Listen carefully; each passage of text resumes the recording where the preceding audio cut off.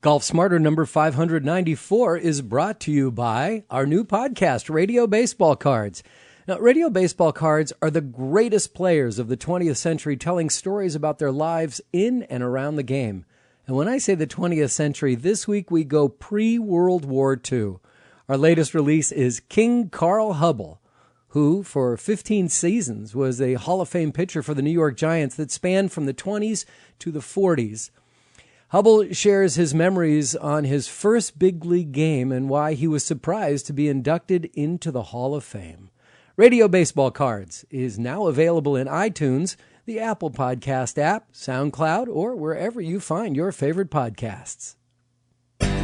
Take your golf game to the next level, one club at a time, with Tony Manzoni. This is Golf Smarter, sharing stories, tips, and insights from great golf minds to help you lower your score and raise your golf IQ.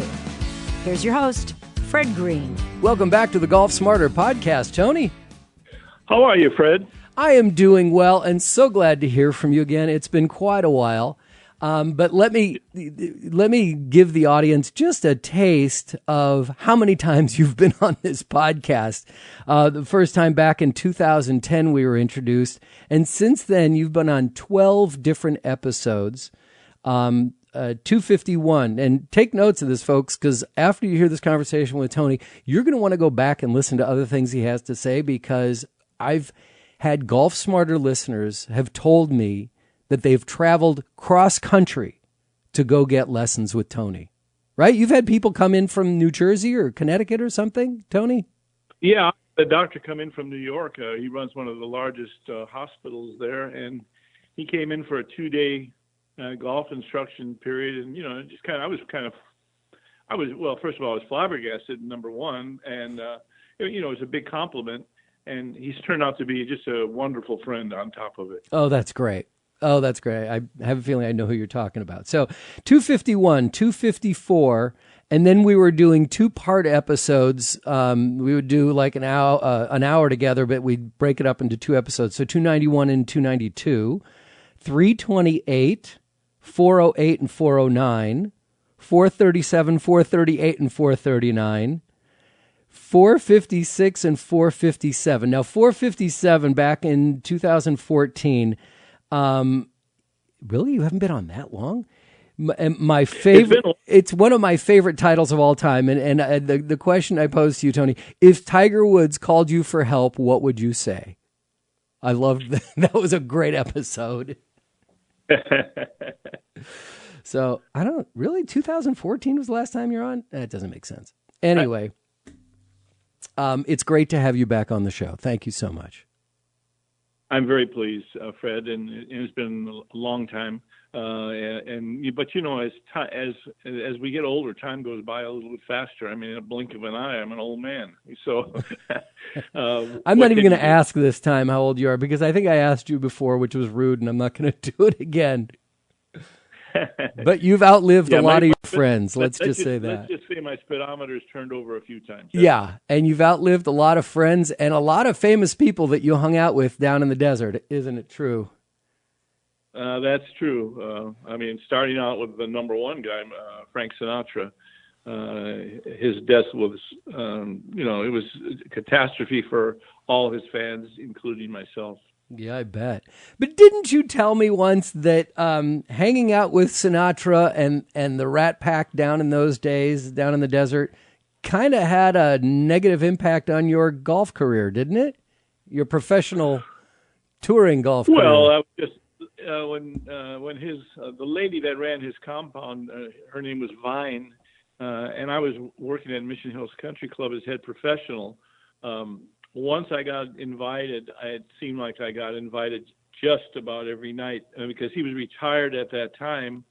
And I was opening up that pro shop, close to 5:30 every morning. And I was leaving the Sinatra compound after 2:00 in the morning every evening. So, yes, everything suffered a bit, but I couldn't pass that opportunity. No.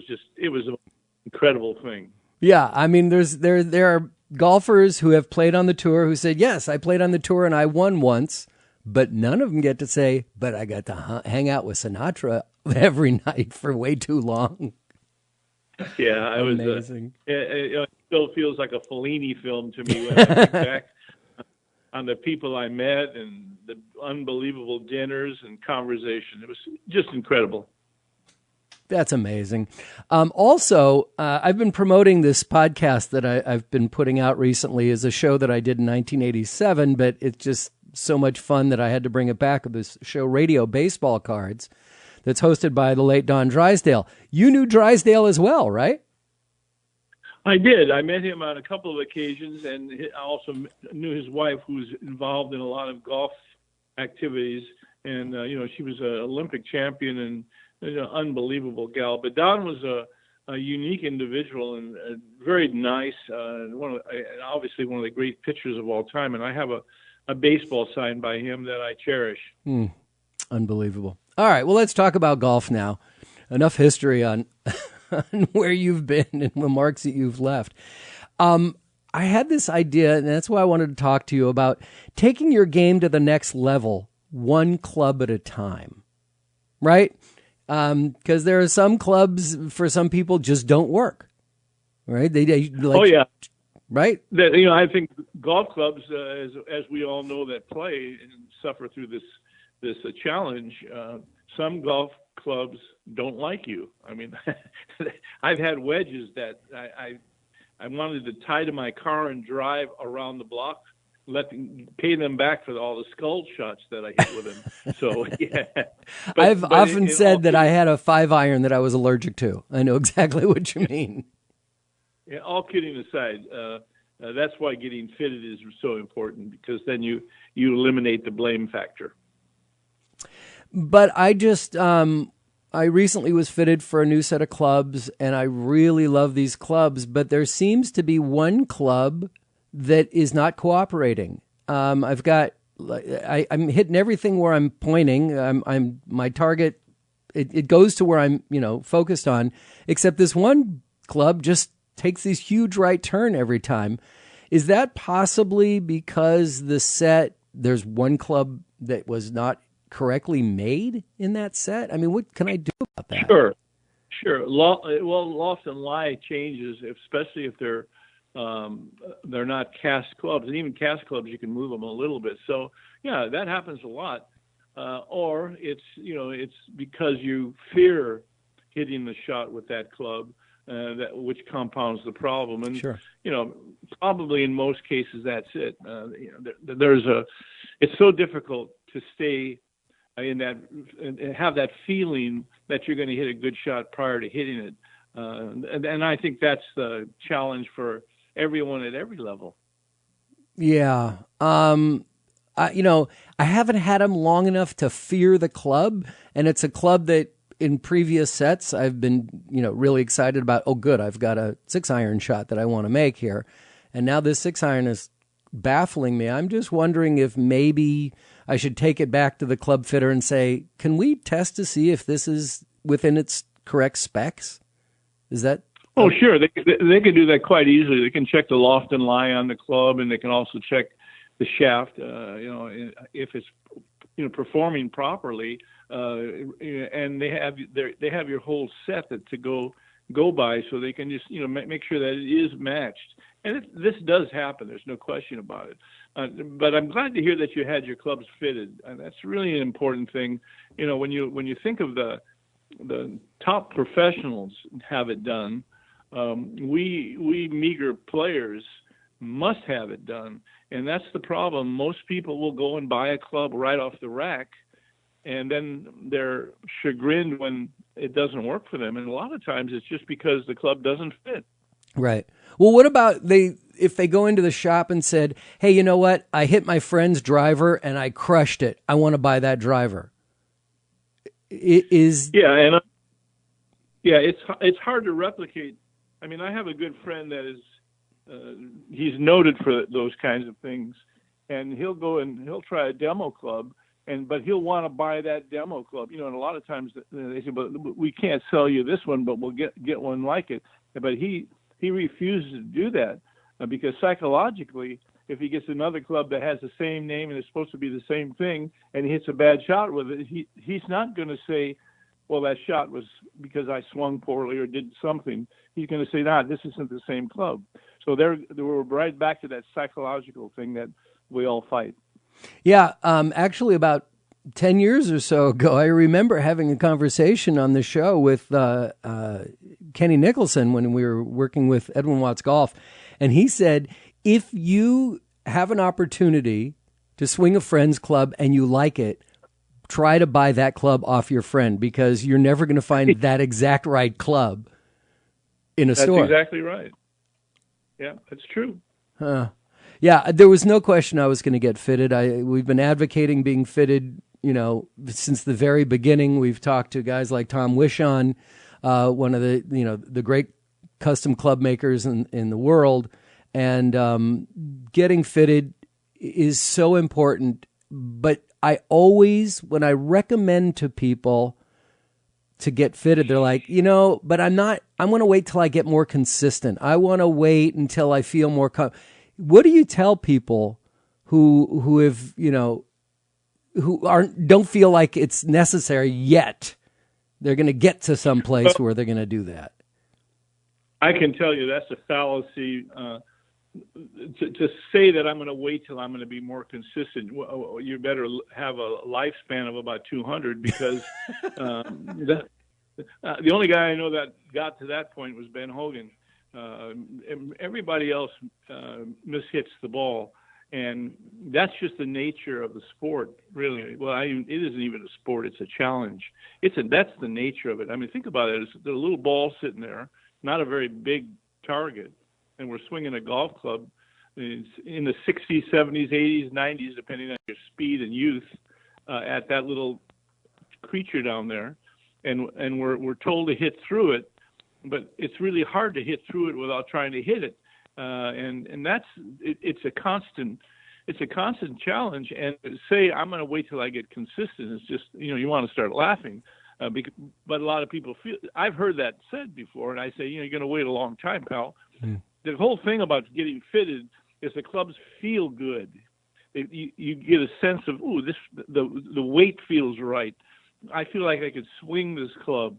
And it gives you confidence. I mean, it really does. And, of course, if they're all somewhat the same, they can't be exactly the same, but if they're somewhat the same, especially the shaft, you got a much better chance to hit. Your mishits can get much better. Right. When somebody recently said to me, I want to be more consistent first, and I said, well, how do you score? What do you generally shoot? He goes, well, I pretty much shoot in the upper 80s, low 90s consistently. I said, well, then you are consistent. What's the problem? Well, I have mishits during the game. I said, well, everybody has mishits, but are you working on the things that you're not good at when you're practicing? Oh, I never practice. I don't have time to practice. Well, then you're never going to get consistent if you don't practice. And, you want to talk about getting consistent, or you want to talk about getting better? Right? Yeah, that's right. And really, we learn more about our game when we mishit the ball than when we really hit it pure. Generally when you drive it down the middle and you just clocked it, you're just you look and you get so excited, but you don't get a lot of feedback because you're kind of in that zone where you're not really thinking about how to do it. When you hit a poor shot. And this is all the golf teams I've had through all the years with these young guys, I tell them, listen, don't let, when you hit a poor shot, your first thought is anger. What you should do is watch that ball and blueprint it in your mind of what's the spin on it. Is it spinning right, left, whatever? Or did you hit it thin, or did you hit it fat?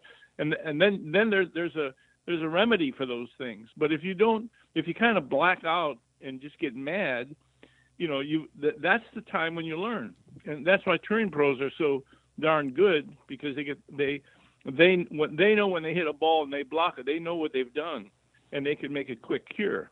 Mm-hmm. But they're really conscious of what happened. They don't just bluster and slam the club on the ground and so forth.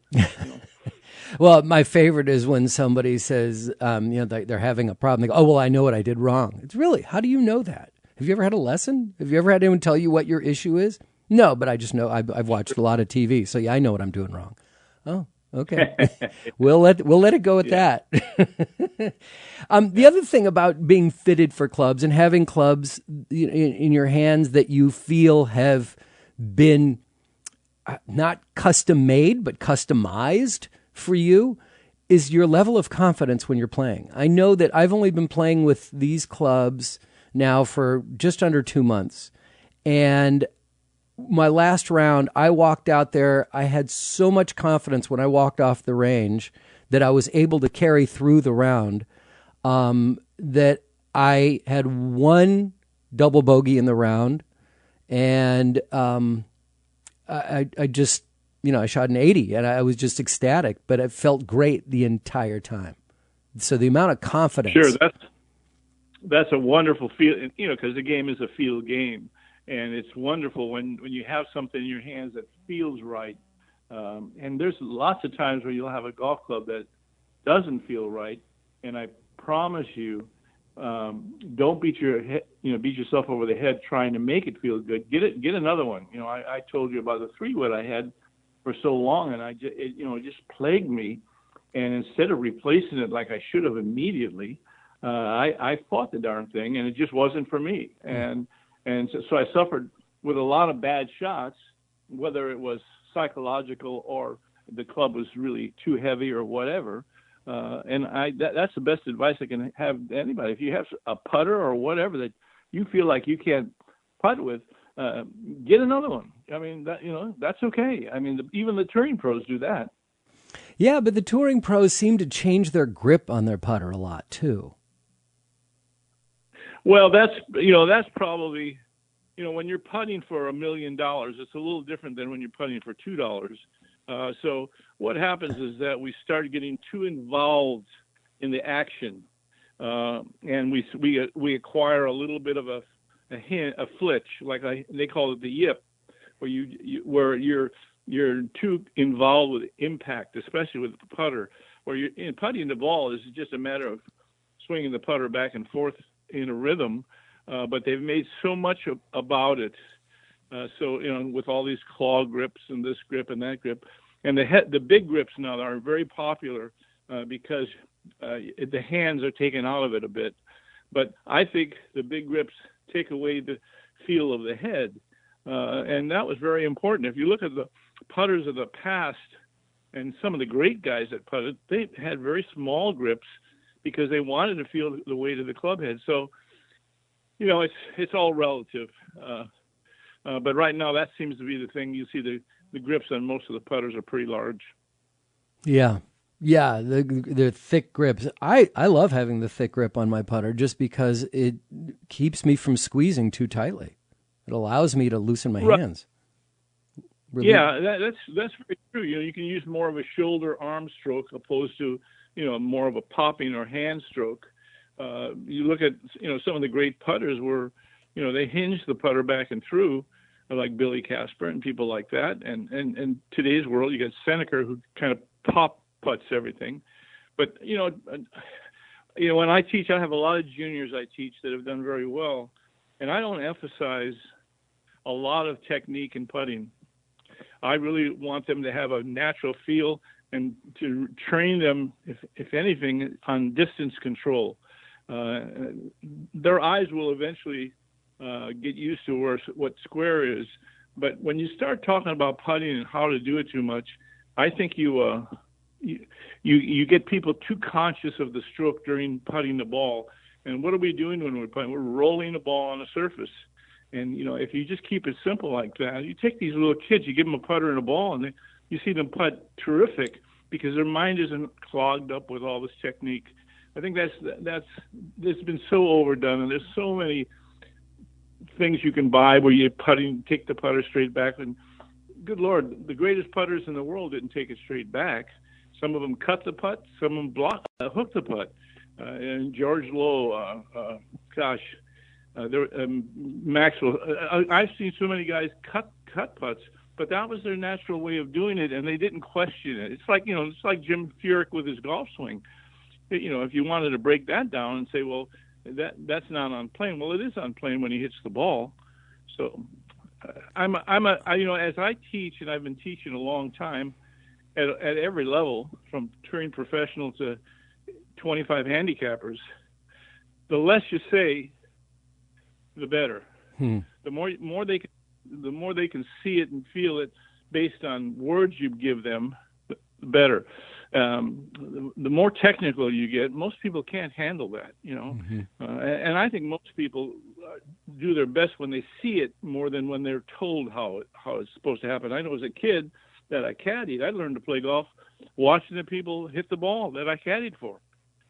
So, I don't know, there's a lot to be said about that. What did you mean when you said cut putting? Well, there's I'm trying to think of the guy, but he was a great putter on tour, and he literally cut across the ball. He swung from out to in, so he put side spin on it that would literally make the ball. The spin would be going from left to right, we've heard many times you get a range ball and get the stripe straight so that when you putt it, the stripe doesn't wobble. That's an effective tool to practice. But who's that? I'm trying to think of the guy that was the greatest putter of all time, where he hooded the putter going back and then hit from in to out like you're hooking a ball, and he won 1 million tournaments because he was such a great putter. My point here is this: you got to do it the way it feels. And once you get away from the natural feel of your putting stroke, and now you start trying to manufacture it, you're going to get in a lot of trouble. All this stuff about, well, don't let your wrist hinge, or it has to be a flat wrist through impact. No, it doesn't. In fact, a lot of times when you're trying to push that thing through with the wrist staying flat, you block hit it all the time. I mean, there's been putters, Bobby Jones, Arnold Palmer, there's been all kinds of ways of doing it. And you got to find the thing that feels comfortable to you, whether it's grip, stance, alignment, what feels comfortable to you, and then just roll the ball on the surface.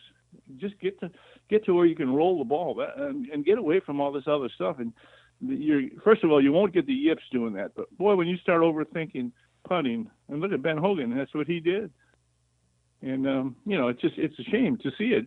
I have young boys that I train, and they start saying, "Coach, I can't putt," which is just ridiculous. I said, "You mean you can't roll a ball on a flat surface?" And they look at me like, "Well, what do you mean?" I said, well, "Yeah, I can, but not into a hole." Yeah. So, but it's honestly, I think the less you emphasize putting, the better you'll putt. The more you talk about it and think about it, I think it puts a block. I think that's where all that stuff comes from. I think with Hogan, he hit it so close in his later years, and he felt like he should be rewarded for that. Like a dog when he's a good boy, he goes outside and does his business. And when he comes in, he wants a cookie. But in golf, there is no cookie. You still got to get the ball in the hole, whether it's a 5-foot putt or a 50-foot putt. And I think that's what happened with Hogan, because he made statements that said, putting shouldn't be so important. You should get points just for getting it close to the hole. Well, that was his frustration coming out, because he did hit it so close. And unfortunately, he did have the yips. He couldn't pull a putter back on a short putt. Wow. That's so interesting. Yeah, I mean, I watched him at the Olympic Club. The only time I had the pleasure of seeing him play golf, and at the Olympic Club, he played in I think it was the Open. And, I mean, he hit every fairway, every green, and I don't think he had more than a 12-foot putt all day. And the only putts he made were kick-ins. But when he got that 4 or 5 footer, he couldn't. His pant leg would be shaking. He couldn't pull the putter back. Wow! Now you think about that. This is a guy that could go in a motel and hit a 2-iron right down the hallway and not hit either side of the wall. I mean, that's what he could do. I mean, that's a genius. So now you walk up to him and say, "Ben, you mean to tell me that you can't take this putter back and roll the ball on the green? Well, what are you thinking about?" See, but of course you couldn't do that. But I mean, that's the silliness of putting. And gosh, look at all the apparatuses you can buy to putt better. Oh yeah. Oh yeah. And all the concepts. Wait a minute. I've never heard anybody describe using the analogy, if it is an analogy or not true, about hitting a 2-iron down a hallway in a hotel room and not hitting the walls. Is that actually a story that happened, or is that just? From what you hear all kinds of stories about him, just like you do Mo Norman. But he actually had a bet that he could do it, and he did. He just ripped it right off the carpet. That is phenomenal. The guy could not only control the flight of the ball, but the trajectory of the ball. It was magical. Believe me when I tell you, it was magical. Watching him play that Olympic Club is really hard course, as you know. And then they had it set up for the Open, and he made it look like Toyland. It was he just went around that golf course and just diced it. And in fact, I was a very low handicap player. I was in the plus area, and when I saw him play, I realized I really don't know how to play golf. And because it was watching a master, do a painting or something. I felt. I was happy to see it, but I was very insecure when I got in my car. I can say that. That's really interesting and painful. Well, I think that take this idea of taking your game to the next level, one club at a time, which I suggested, but I do want to cover it. I think starting at the putter is a great place to start with that. So I'm going to toss out these club names and give me a thought or a tip on what you can do to take your game to the next level with that specific club. And let's start with the putter. Again, with the putter, what I teach people to hold the putter comfortably and any way they really want to hold it within reason. And I work on distance control, whether it's a 5-foot putt or a 20-foot putt or a 50-foot putt. I don't tell them to get it into a circle around the green. I tell them to try to roll it into the hole on all putts because I think that's a natural feeling where you're saying put it in a 3-foot circle. Now you bring it into another situation that you have to deal with. So in putting, I'm teaching them to roll the ball. In fact, one of the great pros said if I were going to teach putting today, and this is the fellow that helped Jack Nicklaus putt. He said I would put somebody on a green with no holes, and I would teach him to roll the ball distances, teach him how to roll the ball and not hit it and skid it, but roll it. And I believe that quite a bit.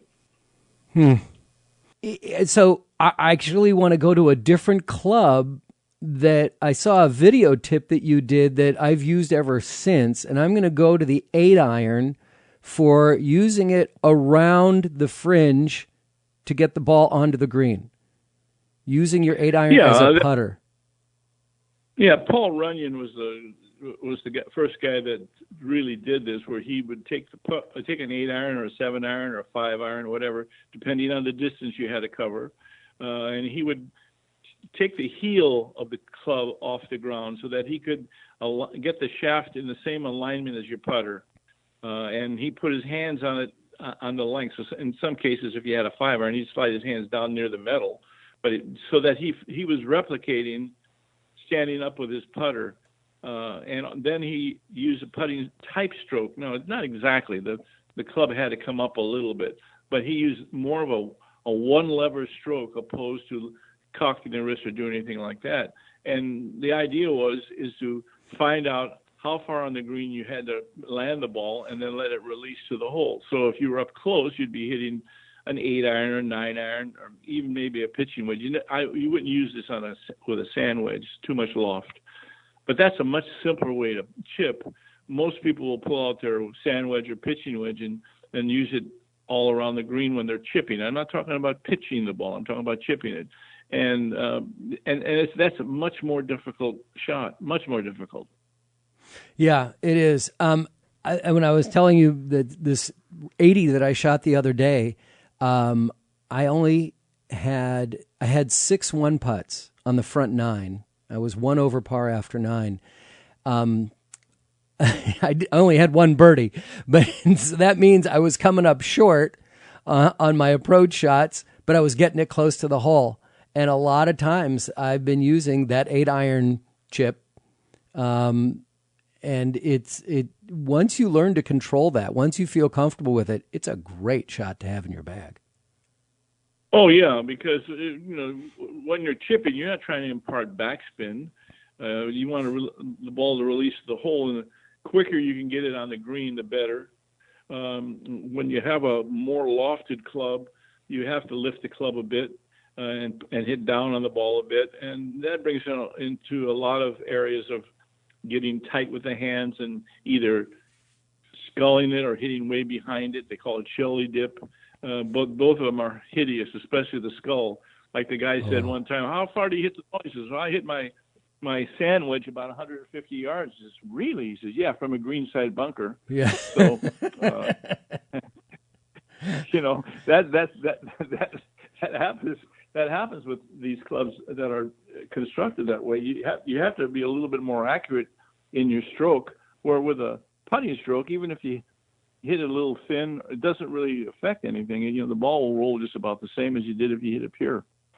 I've noticed a lot of people will take a lob wedge or a high lofted club if they're 5, 10, 15 yards off the green. Well, let's just keep it at 10 yards off the green and in. But they're trying to get the ball to land softly, and then trickle up.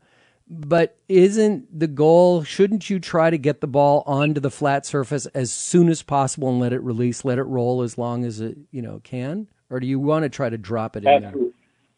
No, absolutely. When you're doing those kinds of things, you got grain to deal with. Sometimes you have the green goes up, or you'll have a second lever. Your target is way too small when you do those kinds of things, and sometimes you impart backspin on it where you pinch it a little bit and you get too much backspin.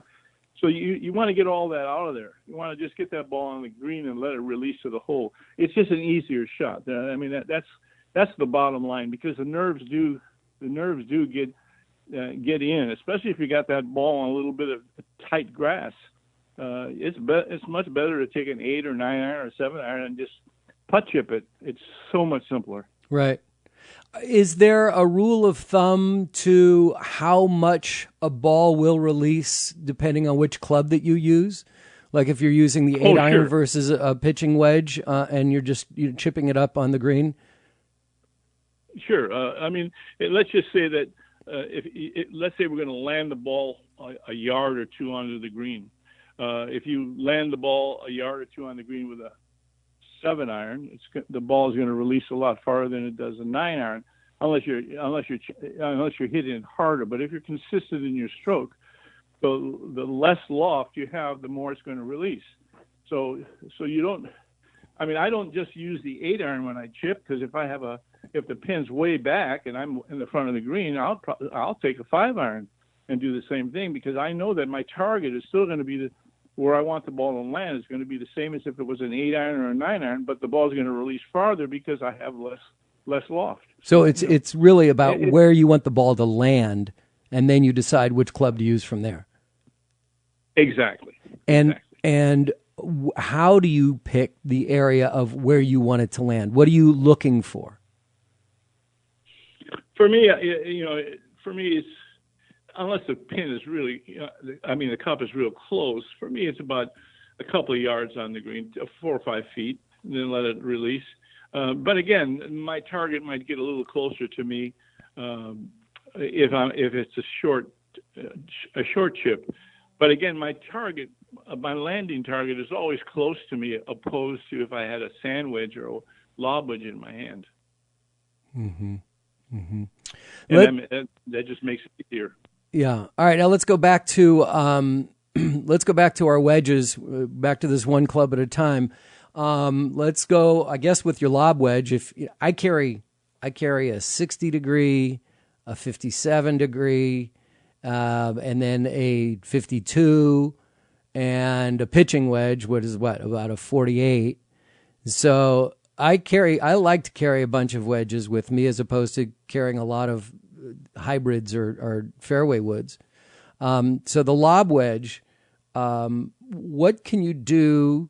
What will that help you do to get your game to the next level, and should you be practicing with a high lofted club like that? Well, the lob wedge is strictly for hitting the ball high and soft. So it's a shot where you want to, you're above the green, or below the green, and you need to throw it up there, but you don't want it to release. That's what the lob wedge is for. Because of the loft, you can go at it with a little bit of speed, and the ball will just go higher. And that's a shot you should practice a lot because there are times you need it. But I know so many people that overdo it when they have a much simpler shot where it doesn't call for that kind of shot, but they still do it. In fact, Phil Mickelson is one of the guys that does that, but he's like a wizard. But you can't. Let's not compare ourselves to what Phil Mickelson can do, because but you can't replicate. Even guys on tour can't do that. Yeah, exactly. So, but when you're in and around the green, which is the scoring area, whether you're pitching the ball on, you want to do it the simplest way, the way that even if you miss hit it, it doesn't become a catastrophe.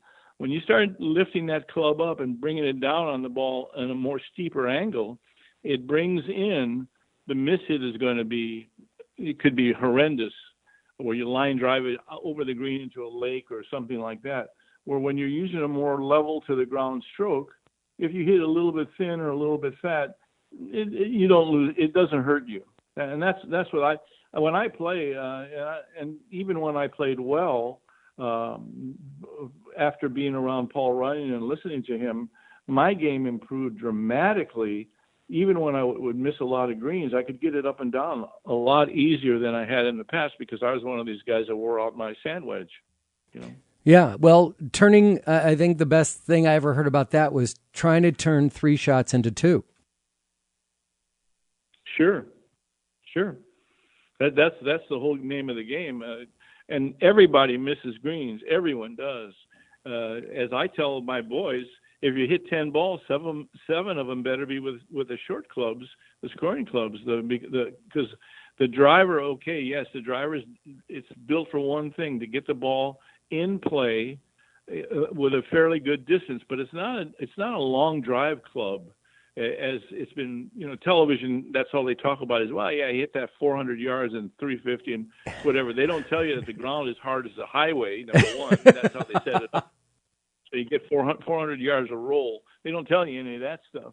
But it's too much emphasis on that and not enough emphasis on, distance control, taking the right club. Ken Ventura used to tell me, when you got a 7-iron to the green, take a 6-iron out and hit it. You're going to be surprised.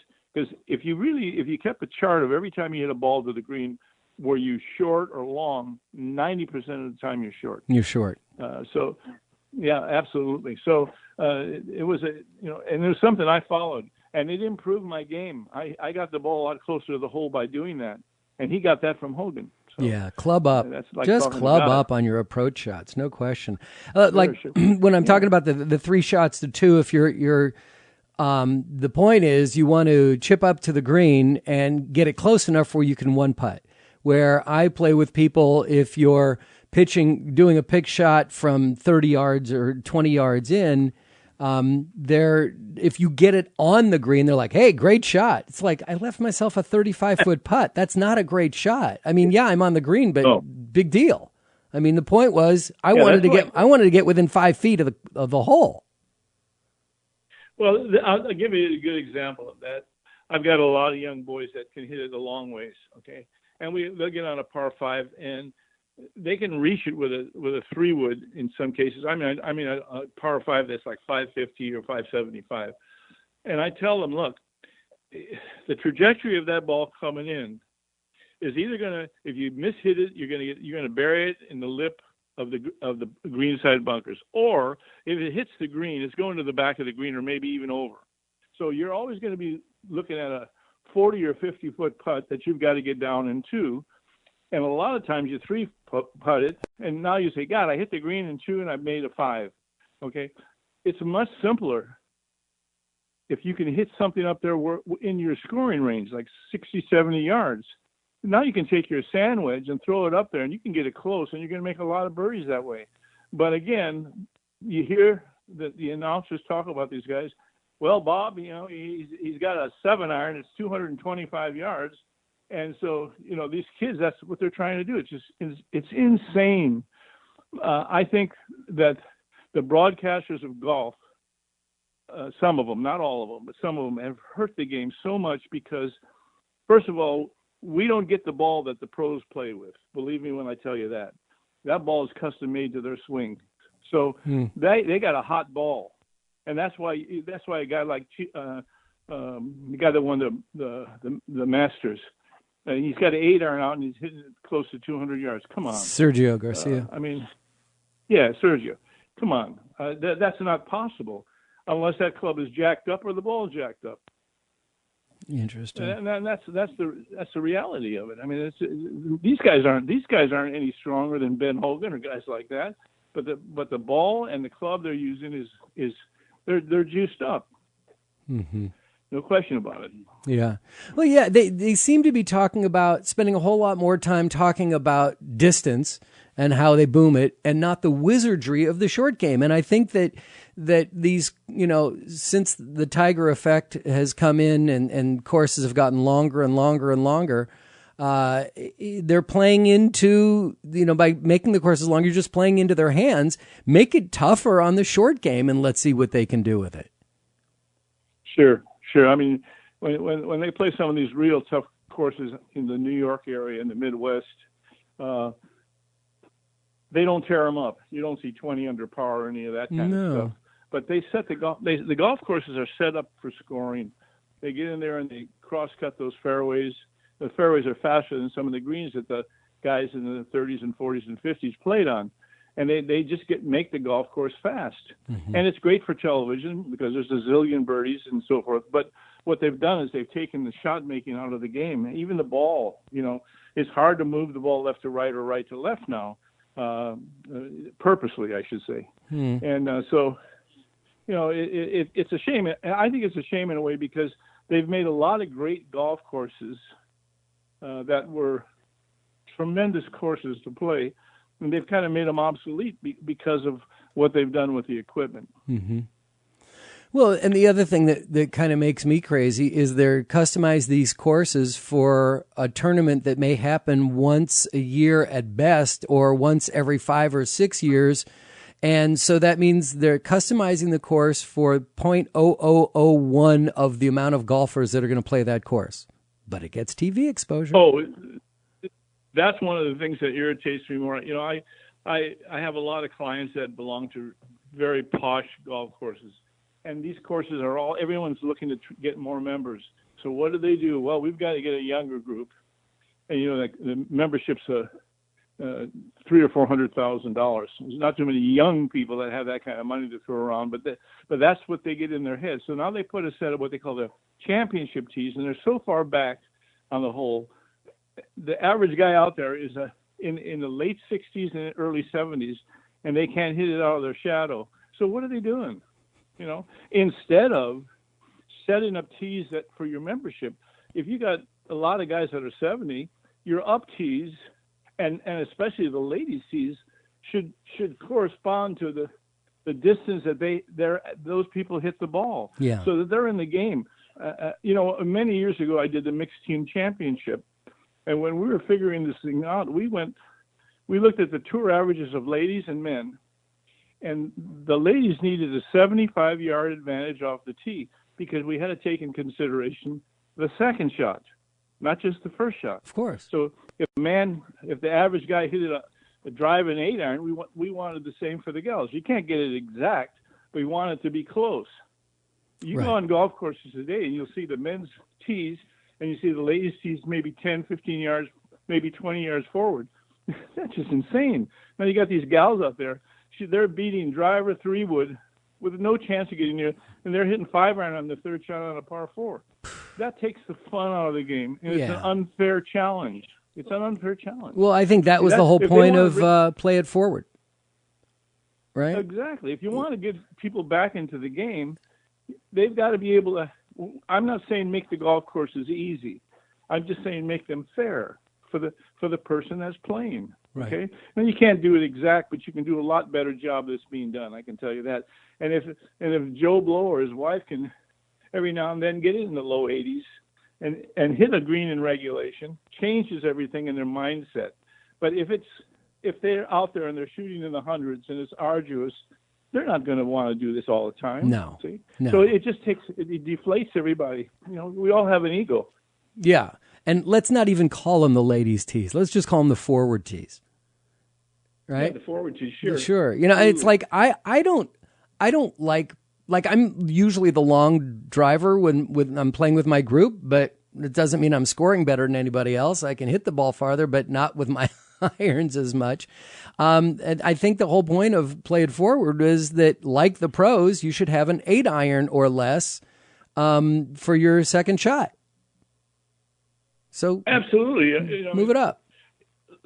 Let's just say you're a short hitter. Okay, so a short hitter, you should probably be hitting a drive and maybe a 5-iron rescue club or 6-iron rescue club. But when you can't reach the green in 2 on any par 4, then you're hitting too far back. The tee isn't right for you. You've got to move up. And the golf courses, they talk about it all the time, but no one really scientifically goes on that golf course and measures the golf course out and then charts, okay, this is where Mr. and Mrs. Jones are going to hit the golf ball. And then intelligently put tees down and make those tees not afterthoughts. Make them actually a teeing ground for Mr. and Mrs. Jones. And I promise you, if they would do that, you'd see more people smiling when they came off the golf course instead of frustrating or just feeling like I'm old. I know in my own case, I was a very long hitter of the golf ball, not a big guy, but I always could really clock it. Now that I'm 8-0, which I can't believe, but I am, I can't hit it that far anymore. So, my best drive is 230, 240, sometimes 250. Wow. That's still pretty good. I still hit it out there pretty good for an old guy. But still, when I go out and play with my students, I feel like I should put a taffeta dress on or something because they're popping at 50, 60, 70 yards past me with no problem. Yeah, but you're the age of their great-grandfather. Exactly. So if I can't compete with that because they're longer with their iron, they're longer with their wood. Come on. So I have to play up. And there's nothing wrong with that, for God's sakes. I mean, that's what I'm saying. Instead of building championship tees to bring more people at your golf course, set your golf course up so people can play it. It's still a challenge, but if you have a good day, you get a good score. But some people, even when they have a good day, they can't get a good score because of the distance factor. It really upsets me, especially for the gals. Honestly, I think they're no one wants to say it, but they're kind of an afterthought when they come to the designing of the golf course or the placing of the tees and so forth. They're just an afterthought, and it's wrong. It really is. Yeah. I had a thought, and I lost it. I was going to say something about that. Well, we were talking about. It's me. I get on tangents. Oh, we both do. Don't. We both do. Club. Oh, no, I don't remember what I was going to say is that how many times I've played with gentlemen who are in their 70s who can't hit the ball more than 150 yards, except they're playing bogey golf because they hit it dead straight and they can putt. So it's not about the big hitters. Just keep it in the fairway and getting it close. No, there's no question about it. But those people, too, play a lot of golf, and either they're blessed or they practice their short game a lot. But, I mean, the average lady and man don't put that much time into practice. They'll take a lesson here or there. I'm an advocate of not, it isn't so much to play it up, but to set the golf course up to accommodate what your general membership is, not the one guy that clocks it, or not the one guy that can't hit it 100 yards, but that middle range group, and you'd make your golf course, make everybody happier. Yep. And unfortunately, the way they set the tour up, it's the opposite of that. It's all predicated on distance. Yeah. Yeah. You know what, Tony? We have so many more clubs that I'd like to cover about, taking that to the next level, like the sand wedge your long irons, your hybrids, your fairway drivers or fairway metals or fairway woods, whatever you want to call them, and your driver. So can we do, as we have done many times, can we do part 2 of this for next week's episode? Sure, I'd love to. You got to put a muzzle on me at times because. No. Instead of the muzzle, I'm just going to let you go longer. We're just going to go on longer. That's all. All right. So that's great. We're going to do part 2 on this and continue this conversation of how you can take your game to the next level, one club at a time, with Tony Manzoni. Tony, thanks so much for your cooperation on this. It's always my pleasure. So late last night at the close of the Memorial Day weekend, I received a text from last week's guest, Jim Venetos. Now, if you listen to the episode, you'll understand his comment, "Timely Tiger. Eldrick, I want to believe you about the meds, but please, don't embarrass yourself anymore. We've already gone through hell with and have recovered from OJ. So if your playing career is over, then be the class act that Earl raised you to be." If you have any questions, comments, or suggestions, I urge you to either write a review in iTunes, which we all get to see, or go to @GolfSmarter on Twitter, Facebook, or Instagram, or the free Golf Smarter app for iOS or Android. And then, of course, you can just click on the Hey Fred button at golfsmarter.com.